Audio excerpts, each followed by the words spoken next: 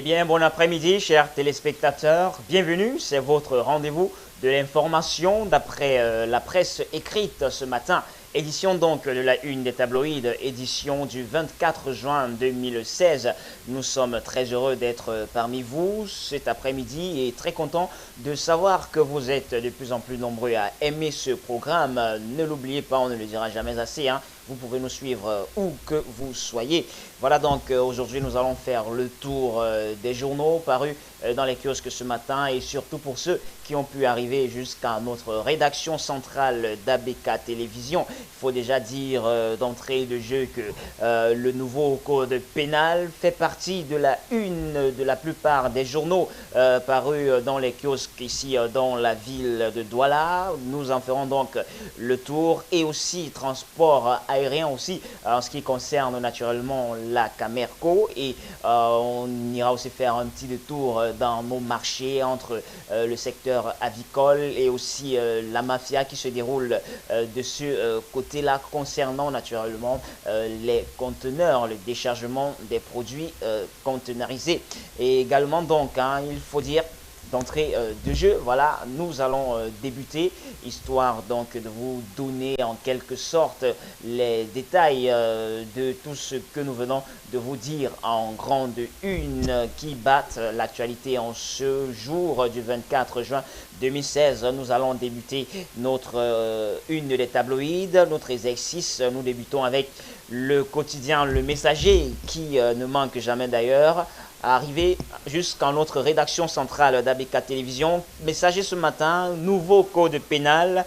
Les avocats marchent sur Bamenda. Oui, d'autres manifestations donc sont annoncées dans les prochains jours, nous dit ainsi le messager de ce matin. Ils promettent donc mettre en exécution un plan B au cas où le Sénat adopte comme la Chambre basse le nouveau code pénal. Sans doute donc les avocats sont contre le nouveau code pénal adopté mercredi dernier, 22 juin 2016, par la Chambre basse du Parlement pléthorique RDPC. Ils fondent leurs revendications sur le fait que exemple, les nouveaux diplômés, oui, les nouveaux diplômés des écoles normales supérieures postés la plupart dans les écoles, la plupart des temps dans les zones les plus reculées attendent pratiquement plus de 3 ans pour toucher leur premier salaire. Une situation donc qui entraîne fréquemment leur insolvabilité auprès de leurs bailleurs respectifs. Or, la disposition du nouveau code pénal condamne celui qui ne paye pas son loyer pour une durée de 2 mois. Voilà donc un sujet très important à lire dans la page 4 de votre journal Le Messager de ce matin. Et également, transport aérien pour le Messager vers une sortie de crise de Camerco. Le retour annoncé du DIA, nous dit le journal ce matin. La compagnie nationale de transport aérien qui croule depuis sa création sous des difficultés de plusieurs ordres verra donc d'ici peu le bout du tunnel si le plan proposé par Boeing Consulting serait à être approuvé par le chef de l'État. En attendant donc, les incertitudes planent encore sur l'exploitation de la compagnie. Avant donc, le journal nous dit qu'avant ces suggestions stratégique de Boeing Consulting, la direction générale de Camerco avait déjà entrepris un vaste travail de fond pour arrimer la compagnie au standard international. Un effort donc qui avait abouti à la certification il y a 2 mois déjà de la Camerco aux normes de IATA, autant pour moi, aux normes de IATA et IOSA, c'est-à-dire donc dans la page 3 de votre journal de ce matin. Et le messager nous envoie faire un tour du côté du marché central de Douala dans la titraille Mafia autour des frais de dépotage. C'est donc des commerçants qui sont en colère. Et déjà, le journal Le Messager nous dit que des commerçants en colère qui ne savent plus où donner de la tête sont contre l'imposition des frais de déchargement qui leur sont exigés. Pour tout dire, donc, les sociétés de dépotage du marché central sont en colère. Ce malaise date depuis 2010 déjà, donc suite à un communiqué de la communauté urbaine tendant à vouloir imposer une somme de 200 000 francs CFA au titre de frais de dépotage des marchandises conteneurisées au marché central, c'est-à-dire dans la page 7 de votre journal. Et aussi du côté de Sodico, belle balade du Messager ce matin, litige foncier à Sodico, le chef du village convoqué à la gendarmerie. Une superficie donc de 4000 mètres carrés, objet de la querelle. Le journal nous dit qu'au cœur donc de ce litige, le lot de ces blocs d'une superficie totale de 4000 mètres carrés appartenant autant pour moi à un certain Tokoto Mbela Armand Ledoux. Les litiges fonciers sont donc légion dans toutes les collectivités villageoises du département du Vaury. Aucune n'échappe à cette triste réalité. Des espaces sont vendus à 2, voire 3 acquéreurs avec l'onction des notabilités villageoises. Voilà donc un sujet à lire dans la page 7 également de votre journal. Et pour sortir du Messager pour ce matin, diplomatie, Gilles Thibault pour remplacer Christine Robichon. C'est dans la page 5.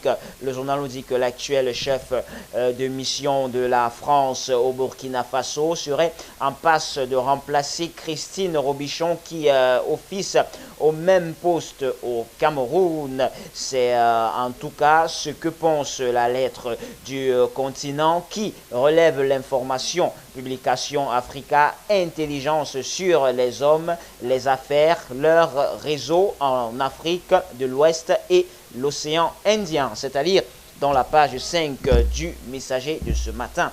Nous allons continuer notre une des tabloïds. Nous entamons tout de suite cette fois-ci avec un autre quotidien. Il s'agit naturellement le journal Le Jour qui ne manque pas la course et qui titre ce matin Bamenda des avocats marche contre le code pénal, nous dit le journal ce matin.